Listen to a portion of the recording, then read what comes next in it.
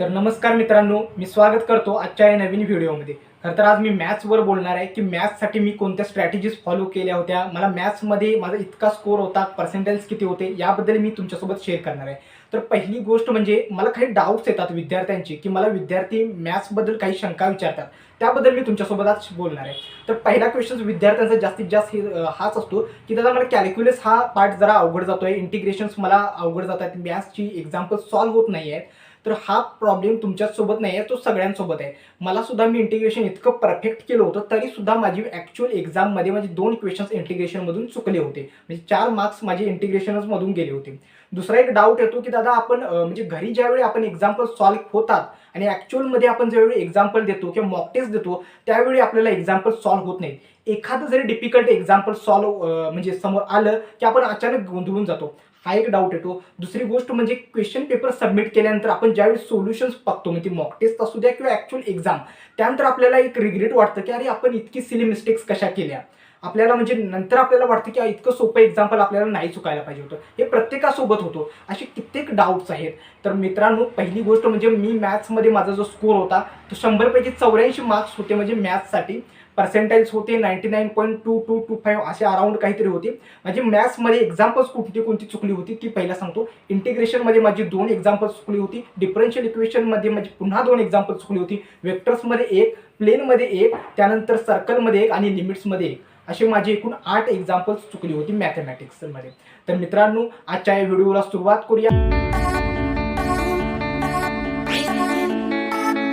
मॅथमॅटिक्ससाठी पहिली टेक्निक आहे ती म्हणजे मी सुद्धा फॉलो करायची. माझी कॉलेजच्या सरांनी सुद्धा एकदा एक टेक्निक सांगितली होती. तर पहिली गोष्ट म्हणजे तुम्ही कोणताही चॅप्टर कंप्लीट झाल्यानंतर त्या चॅप्टरची स्वतः फॉर्म्युला शीट्स तरी बनवताच, परंतु त्या चॅप्टरची ज्यावेळी तुम्ही थिअरी रिवाईज केल्यानंतर त्यानंतर तुम्ही एक ब्लँक शीट घ्या आणि त्या ब्लँक शीट नंतर तुम्ही जितकं काही ते त्या चॅप्टरचं समराईज केलं, तुम्हाला जितकं काही आठवतं त्या चॅप्टरमधून ते सगळे एका पेजवर लिहायला स्टार्ट करा आणि ते सतत तुम्ही स्वतः एक्सप्लेन करा. ते असं एक्सप्लेन करा की जसं तुमच्या समोर कोणीतरी बसले आणि त्याला तुम्ही एक्सप्लेन करा. उदाहरण सांगतो, मी ज्यावेळी इंटिग्रेशन करायचो त्यावेळी इंटिग्रेशन पूर्ण आधी पहिला त्या मेथड्स आहेत त्या सगळ्या आधी पहिला रिवाईज करायचो. ही मेथड कशी आहे, कोणत्या एक्झाम्पलला कोणती वापरायची, उदाहरणार्थ integration by parts, partial fraction, या सगळ्या मेथड्स मी रिवाईज करायचो. आणि नंतर काय करायचो तर या मेथड्स एका पेजवर लिहायला स्टार्ट करायचो आणि स्वतः सोबत त्या एक्सप्लेन करायचो. आणि तुमचं अंडरस्टँडिंग ज्यावेळी एक्सप्लेन करता त्यावेळी इतकं असलं पाहिजे की समजा तुमच्यासमोर एखादे लहान मुलगा जरी बसले, त्याला जरी तुम्ही एक्सप्लेन करत असाल तरी त्याला देखील समजलं पाहिजे की हा काय एक्सप्लेन करतो. त्यामुळे ही म्हणजे काय म्हणतात की मोस्ट इम्पॉर्टंट टेक्निक आहे जी मी सुद्धा फॉलो करायचो मॅथ्ससाठी, की स्वतःलाच एक्सप्लेन करत राहायचं. ही स्टेप कशी आली, इथे इंटिग्रेशन्स का वापरलं, डेरिव्हेटिव्ह काय वापरलं, हे प्रत्येक स्टेपला स्वतःलाच क्वेश्चन्स विचारत जा. त्यामुळे ॲक्च्युअल एक्झाममध्ये तुम्हाला गोंधळ नाही होणार. मॅथमॅटिक्ससाठी ही सगळ्यात बेस्ट टेक्निक आहे. दुसरी गोष्ट म्हणजे मॅथमॅटिक्स हा ॲप्लिकेशन बेस्ड सब्जेक्ट आहे. विद्यार्थ्यांना अजूनही रिअलाइज होत नाही आहे की मॅथमॅटिक्सचा आपण फिजिक्स आणि केमिस्ट्रीसाठी थिअरी रट्टा मारूनच मॅथ्सला टॅकल करू शकतो. मित्रांनो, मी सुद्धा एक चूक केली होती. मी थिअरीसाठी फार वेळ द्यायचो, मॅथमॅटिक्सचा फॉर्म्युला पुन्हा पुन्हा रिवाईज करायचो आणि त्यात झालं असं की माझे प्रॉब्लेम्स थोडे कमी सॉल्व्ह करायचो मी CETमध्ये. तर मित्रांनो, मला एक तुम्हाला सांगायचं आहे, तर जास्तीत जास्त प्रॉब्लेम सॉल्व्ह करायचा प्रयत्न करा. थिअरीला कमी वेळ द्या आणि मॅथमॅटिक्सची जी प्रॉब्लेम्स आहेत, न्यूमरिकल्स आहेत, ती जास्तीत जास्त सॉल्व्ह करा. आणि मित्रांनो, काही जे हायली टॉपिक आहेत, हायली वेटेज टॉपिक्स आहेत ते तुम्हाला मी आज सांगतो आणि त्यांचं जे वेटेज आहे त्यातून क्वेश्चन्स कसे विचारले जाणार आहेत त्याबद्दल सुद्धा सांगतो. तर पहिला टॉपिक म्हणजे ट्रिग्नॉमेट्रिक फंक्शन्स. हा टॉपिक 6 मार्क्सला CETमध्ये विचारला जातो. जास्तीत जास्त विद्यार्थ्यांचा हा टॉपिक वीक असतो, कारण का ट्रिग्नॉमेट्रिकचे फंक्शन्स कसे वापरायचे त्यांना समजत नाहीत. ट्रिग्नॉमेट्रिकच्या फंक्शन्समध्ये जर तुम्हाला प्रॉब्लेम्स येत असतील तर मित्रांनो, यूट्यूब प्रेफर करा. यूट्यूबवर चांगले चांगले व्हिडिओज बघा ट्रिग्नॉमेट्रीचे. सतत दररोज फॉर्म्युला शीट्स रिवाईज झाल्या पाहिजे ट्रिग्नॉमेट्रीच्या. दुसरा हायली वेटेज टॉपिक म्हणजे वेक्टर्स आहे, लाईन अँड प्लेन आहे, ज्यातून 8 मार्क्सचे क्वेश्चन्स विचारले जाणार आहेत. तिसरा आहे तो म्हणजे derivatives and application of derivatives. Integration जर तुमचं वीक असेल, त्याला जर स्ट्रॉंग बनवायचं असेल तर तुमचं डेरिव्हेटिव्ह परफेक्ट असणं फार गरजेचं आहे. डेरिव्हेटिव्ज आणि लिमिट्स हे फार इम्पॉर्टंट आहे इंटिग्रेशनसाठी. तिसरं म्हणजे आपला येतो इंटिग्रेशनमध्ये डिफायनेट इंटिग्रेशन, यातून 14 मार्क्सला हा टॉपिक येतो. त्यानंतर डिफरन्शियल इक्वेशन, हे सुद्धा मोस्ट इम्पॉर्टंट आहे. इंटिग्रेशन आणि डिफरन्शिएशन या दोन्हीचं कॉम्बिनेशन तुम्हाला या चॅप्टर्समध्ये पाहायला मिळतं आणि यातून 10 मार्क्सचे क्वेश्चन्स येतात. त्यानंतर पेअर ऑफ स्टेटमेंट. आता जे जे मी चॅप्टर्स तुम्हाला सांगितले आहेत हे मोस्ट इम्पॉर्टंट आणि हायली वेटेज चॅप्टर्स आहेत. अजिबात स्किप करू नका. यातून एक्झाम्पलची लेवल कशी असते ती तुम्हाला सांगतो. यातून इझी सुद्धा एक्झाम्पल्स येतात, मॉडरेट लेवलचे एक्झाम्पल्स येतात आणि हायली म्हणजे जरा टफ लेवलचे सुद्धा एक्झाम्पल्स येतात. माझा जो ॲक्च्युअल मॅथ्सचा जो पेपर होता तो मॉडरेट लेवलचाच येतो आणि जास्तीत जास्त मॅथ्सच्या पेपरची जी लेवल असते ती मॉडरेटच असते. तर मॉडरेट लेवलच्या पेपरमध्ये मला 84 मार्क्स होते आणि 99.22 समथिंग पर्सेंटेज मिळाले होते. त्यामुळे मला एक सांगायचं आहे, हे चॅप्टर्स हे मोस्ट इम्पॉर्टंट आहेत, त्यांना स्किप करू नका. अजूनसुद्धा आपल्याकडे वेळ आहे. या वेळात तुमच्या कन्सेप्ट क्लिअर करा. प्रत्येक स्टेप करताना लक्षात घ्या की इथे डिफरन्शिएशनच का वापरलं, इंटिग्रेशन का वापरलं नाही. प्रत्येक स्टेपला तुमचा डाऊट क्लिअर करायचा प्रयत्न करा. डाऊट क्लिअर करण्यासाठी कोणते बेस्ट यूट्यूब चॅनल्स आहेत, तर यूट्यूब चॅनल मी कोणते प्रेफर करायचो, mostly Dinesh sir live study नावाचं यूट्यूब चॅनल आहे जे तुम्ही सगळेजण पाहत असणारच आहे. बेस्ट यूट्यूब चॅनल आहे. दुसरं म्हणजे नेहा मॅम्स आर्मी किंवा नेहा मॅम मॅथमॅटिकली इन्क्लाइंड हे यूट्यूब चॅनल आहे, ते सुद्धा बेस्ट मी प्रेफर करायचो. तिसरं म्हणजे वेदांत जेईचे अरविंद कालिया सरांचे लेक्चर्स असतात, ते सुद्धा मी प्रेफर करायचो. परंतु मला एक तुम्हाला सांगायचं आहे की या लेक्चर्समध्ये म्हणजे 1 तासाचं लेक्चर असतं आणि हार्डली 10 किंवा 7च एक्झाम्पल तुम्हाला सॉल्व्ह करून दाखवले जातात. जास्त वेळ यूट्यूबवर देऊ नका. स्वतः जास्तीत जास्त न्यूमरिकल सॉल्व्ह करायचा प्रयत्न करा. अगदी माझा सुद्धा व्हिडिओ मला सांगताना तुम्हाला सांगायचं आहे की माझा सुद्धा व्हिडिओ तुम्ही नॉर्मल स्पीडला बघण्यापेक्षा थोड्या जास्त स्पीडनं बघितला तरी चालेल. तुमचा वेळ वाया घालू नका. HSC सुद्धा येते, त्यानंतर CET सुद्धा आहे, त्यामुळे जास्तीत जास्त न्यूमरिकल सॉल्व्ह करायचा प्रयत्न करा. दुसरे म्हणजे मॅथ्समध्ये काही जे इझी टॉपिक्स आहेत, उदाहरणार्थ मॅथमॅटिकल लॉजिक आहे, मॅट्रायसिस आहे, बायनोमियल डिस्ट्रीब्युशन, प्रोबॅबिलिटी डिस्ट्रीब्युशन आहे, त्यानंतर येतो तो चॅप्टर्समध्ये प्लेन येतो. प्लेन थोडा अवघडमध्ये येतो. त्यानंतर येतं आपला म्हणजे जे 11चे थोडे चॅप्टर्स आहेत. 11th आता करू नका. 11th मी सांगतो ज्यावेळी आपली एक्झाम जवळ येईल त्यावेळी 15 दिवसाच्या अगोदर जरी तुम्ही ॲटलिस्ट PYQ जरी सॉल्व्ह केले तरी 11th कंप्लीट होऊन जाईल. आता बॅकलॉग कव्हर करायची काहीही गरज नाही आहे. पण जे इझी चॅप्टर्स आहेत सांगितलं म्हणजे logic, मॅट्रायसिस, probability distribution, linear programming हे अजिबात स्किप करू नका. हायली वेटेज आहेत, क्वेश्चन्स विचारले जातात आणि कमीत कमी वेळात हे क्वेश्चन सॉल्व्ह होतात. त्यामुळे मला असं वाटतं की हायली वेटेज चॅप्टर्स आणि मॅथमॅटिक्सचा एकही चॅप्टर तुमच्याकडून स्किप होता कामा नये. जास्तीत जास्त न्यूमरिकल सॉल्व्ह करा. कोणताही चॅप्टर्स असू द्यात, परंतु तो सॉल्व्ह करायचा नक्कीच प्रयत्न करा. आणि मी माझी जे डाऊट्स मी सुरुवातीला सांगितले ते क्लिअर करतो आणि माझ्या ज्या मिस्टेक्स झाल्या होत्या मॅथ्स पेपर अटेम्प्ट करताना त्या मी तुमच्यासोबत शेअर करतो. पहिलं मिस्टेक म्हणजे की मी इंटिग्रेशन तर परफेक्ट केलं होतं, PYQ सॉल्व्ह केले होते, टार्गेटची स्ट्रिम्प सिरीज सॉल्व्ह केली होती, मॉक टेस्ट सॉल्व्ह केल्या होत्या, इंटिग्रेशनचे सगळे एक्झाम्पल्स सॉल्व्ह केले होते, तरीसुद्धा माझी 2 एक्झाम्पल्स इंटिग्रेशनमध्ये चुकली का? याचं कारण काय? तर मी ज्यावेळी ॲनालायसिस केलं त्यावेळी मला 2 गोष्टी आढळल्या. तर पहिली गोष्ट म्हणजे मी PYQs तर सॉल्व्ह भरपूर केले होते, परंतु ते रिवाईज केले नव्हते.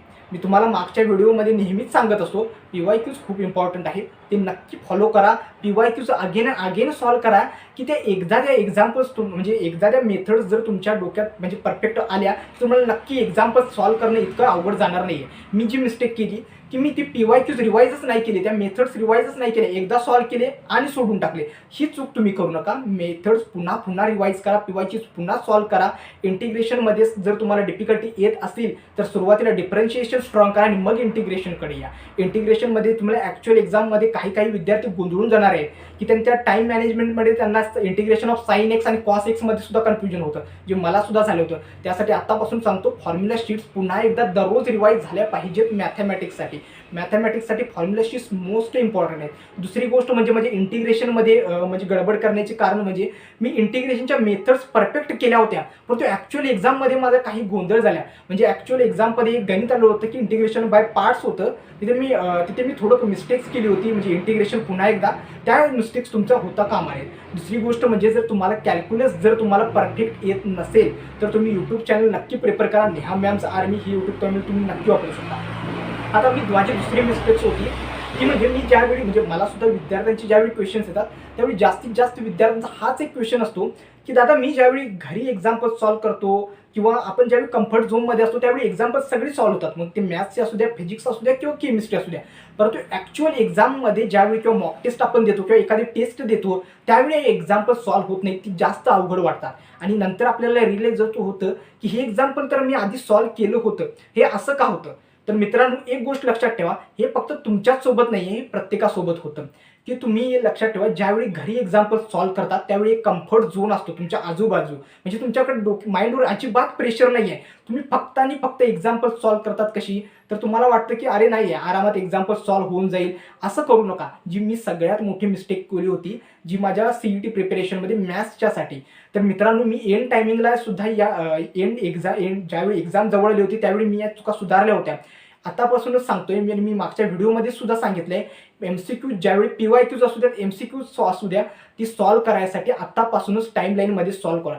जोपर्यंत तुमचा हा कम्फर्ट झोन त्या टाईमलाईन म्हणजे प्रेशरमध्ये जात नाही, तोपर्यंत तुम्हाला ॲक्च्युअलमध्ये कळणार नाही की ॲक्च्युअल एक्झाममध्ये तुम्हाला त्या एक्झाम्पल्सला कसं टॅकल करायचं आहे.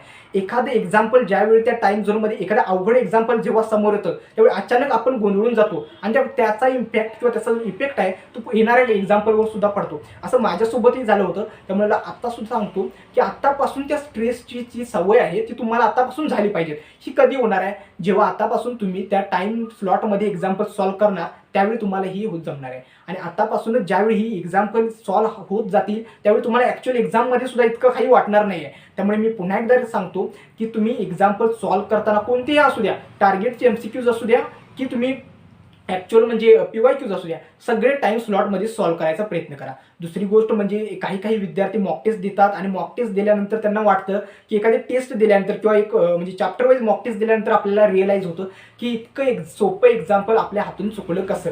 नंतर आपल्याला रिग्रेट व्हायला होतं, अरे इतकी सिली मिस्टेक्स मी कशी केली, हे इतकं सोपं एक्झाम्पल होतं, नाही चुकायला पाहिजे होतं. मित्रांनो, एक गोष्ट लक्षात ठेवा, हे फक्त तुमच्याच सोबत नाही, हे प्रत्येकासोबत होतं. महाराष्ट्रातला जो रँक 1चा जो विद्यार्थी आहे त्याला सुद्धा वाटतं की ही सिली मिस्टेक नाही झाली पाहिजे. परंतु एक गोष्ट म्हणजे तुम्ही सुद्धा फॉलो केली पाहिजे की तुम्ही त्या चुकांपासून शिकत नाही आहे. एक्झाम्पलमध्ये म्हणजे एखादं इंटिग्रेशनचं एक्झाम्पल जरी मॉक टेस्ट किंवा कोणतेही एक्झाम्पल सॉल्व्ह करताना जरी चुकलं तरी तुम्ही त्यानंतर अनालिसिस केलं पाहिजे की हे एक्झाम्पल का चुकलंय. डेरिव्हेटिव्ह प्रत्येक स्टेपला तुम्ही स्वतःला विचारलं पाहिजे की इथे डेरिव्हेटिव्ह किंवा इंटिग्रेशन का वापरले. ज्यावेळी तुमचे हे बेसिक ज्यावेळी क्लिअर असतील त्यावेळी तुम्ही नक्की या एक्झाम्पल्सला टॅकल करू शकता. आता मॅथ्ससाठी मोस्ट इम्पॉर्टंट आणि मोस्ट म्हणजे मी स्वतःसुद्धा वापरायचो आणि सगळ्यात मॅथ्स हा ॲप्लिकेशन बेस्ड सब्जेक्ट आहे आणि जास्त ॲप्लिकेशन बेस्ड सब्जेक्ट ज्यावेळी तुमच्यासमोर येतो त्यासाठी मोस्ट इम्पॉर्टंट वेपन असतं ते म्हणजे प्रॅक्टिस. मित्रांनो, मॅथमॅटिक्सला जर तुम्हाला 90पेक्षा जास्त मार्क्स स्कोअर करायचे असतील, तुम्ही म्हणाल की म्हणजे दादाला तर 84 मार्क्स आहेत, तर मी तुम्हाला मी एक्सपेक्ट करतो की तुम्ही माझ्यापेक्षा जास्त मार्क्स स्कोअर करा. आणि मॅथ्समध्ये मार्क्स इतके पण स्कोअर करणं काही अवघड नाही आहे. फक्त तुम्हाला सांगितलं आहे की फॉर्म्युला शीट्स, PYQs, तो टाईम झोन आणि जो मेंटल स्ट्रेस आहे त्याची आतापासून सवय करत जा. फॉर्म्युला शीट्स पुन्हा रिवाईज करा. आता दुसरी गोष्ट म्हणजे मित्रांनो प्रॅक्टिस. मित्रांनो, मॅथ्सला जर तुम्हाला टॅकल करायचं असेल तर एकच असं वेपन आहे, तर अगेन अँड अगेन प्रॅक्टिस करत जा. प्रॅक्टिसशिवाय तुम्हाला मॅथ्सला टॅकल करायसाठी दुसरी कोणतीही स्ट्रॅटेजी नाही आहे. ती स्ट्रॅटेजी मी सुद्धा भरपूर मेथड्स वगैरे फॉलो केलेल्या होत्या, परंतु मॅथ्सला जर तुम्हाला म्हणजे अबोव 90 मार्क्स मिळवायचे असतील तर सतत प्रॅक्टिस करणं फार गरजेचं आहे. एखाद्या गणित तुम्हाला सतत हाताखालून गेलं पाहिजे तरच तुम्हाला म्हणजे जास्त मार्क्स मिळवायला मदत होते. दुसरी एक म्हणजे मी मागच्या व्हिडिओमध्ये सांगायला विसरलो, परंतु एक मिस्टेक मी केली होती की मी प्रत्येक एक्झाम्पल ज्यावेळी सॉल्व्ह करायचो किंवा एखादी कन्सेप्ट रिवाईज करायचो, जर त्या एक्झाम्पलवरचं मी 1 किंवा 2च एक्झाम्पल सॉल्व्ह करायचं, ही एक मी मिस्टेक केली होती. ती तुम्ही करू नका. ॲटलिस्ट एखाद्या कन्सेप्टवरची वेगवेगळ्या प्रकारची 5 ते 10 एक्झाम्पल सॉल्व्ह करायचा प्रयत्न करा. कारण का एक्झाम्पल कोणतं येणार आहे ते तुम्हाला सुद्धा माहीत नाही आहे. फक्त 1-2 एक्झाम्पल्स मी सुद्धा सॉल्व्ह करून थांबायचो, हे असं करू नका. तर एक्झाम्पल जास्तीत जास्त सॉल्व्ह करायचा प्रयत्न करा आणि प्रॅक्टिस करा. आणि मित्रांनो, म्हणजे तुम्हाला सुद्धा म्हणजे काही विद्यार्थ्यांचा असं म्हणजे डाऊट सुद्धा येतो की म्हणजे मॅथ्समध्ये कितके पण केलं तरी इंटिग्रेशन जमत नाही, कॅल्क्युलस अवघड जातं, काही जणांना डिफरेन्शिएशन जमत नाही. हे प्रत्येकासोबत मित्रांनो होतं. पहिली गोष्ट म्हणजे जर आपल्याला असं म्हणजे एक्झाम्पल्स तुम्हाला माहीत नाही, परंतु मला असं कधी वाटायचं की ज्यावेळी एक्झाम्पल्स मला सॉल्व्ह होत नव्हती तेव्हा वाटायचं का आपण हा स्टडी करतो, हे इंटिग्रेशन वगैरे. परंतु मित्रांनो, हे म्हणजे जर तुम्हाला असं वाटत असेल तर एक गोष्ट करा, त्या एक्झाम्पलच्या किंवा जरा पुस्तक बाजूला सरा आणि स्वतःलाच विचारला की हा सब्जेक्ट मला काय देणार आहे. हा सब्जेक्ट मला एकतर चांगलं कॉलेज देणार आहे, चांगली लाईफ देणार आहे, प्लेसमेंट देणार आहे. मित्रांनो, फक्त आणि फक्त 2 वर्ष 3 सब्जेक्ट PCM यासाठी आपण इतकं MST पर्यंत पोहोचलोय. आता चुका करू नका. आता पुन्हा एकदा त्या चुका रिपीट करायची काहीही गरज नाही. स्पेशली ड्रॉपर्ससाठी ज्या स्ट्रॅटेजीज सांगितल्या आहेत त्या तुम्ही नक्की फॉलो करा. तुमचे जरी काही डाऊट्स असतील मॅथ्सबद्दल सुद्धा कोणतेही डाऊट्स असतील, मी डिस्क्रिप्शनमध्ये माझे टेलिग्राम आणि व्हॉट्सअपची लिंक दिलेलीच आहे चॅनलची, ती नक्की फॉलो करा. तुम्ही मला कॉन्टॅक्ट करू शकता. कधीही डाऊट्स तुमचे मी नक्की क्लिअर करायचा प्रयत्न करेन. जर तुम्हाला मागचे व्हिडिओज म्हणजे मी फिजिक्स, केमिस्ट्री आणि मॅथमॅटिक्स सगळ्या विषयांवर व्हिडिओ मी बनवलेले आहेत. जर तुम्हाला पाहायचे असतील तर डिस्क्रिप्शनमध्ये लिंक आहे, ते तुम्ही नक्की फॉलो करा. आजचा व्हिडिओ नक्की कसा वाटला ते नक्की मला कमेंट सेक्शनमध्ये कळवा. चॅनलला लाईक करा, सबस्क्राईब करा, आपल्या मित्रांपर्यंत पोहोचवा. आणि पुन्हा एकदा सांगतो, मॅथमॅटिक्ससाठी बेस्ट स्ट्रॅटेजी कोणती असेल तर प्रॅक्टिस शिवाय तुम्हाला पर्याय नाही. त्यामुळे मित्रांनो पुन्हा एकदा सांगतो, मॅथ्सला मोस्ट इम्पॉर्टंट वेपन आहे ते म्हणजे प्रॅक्टिस. तर मित्रांनो आजचा व्हिडिओ हा येथेच थांबवतो. धन्यवाद.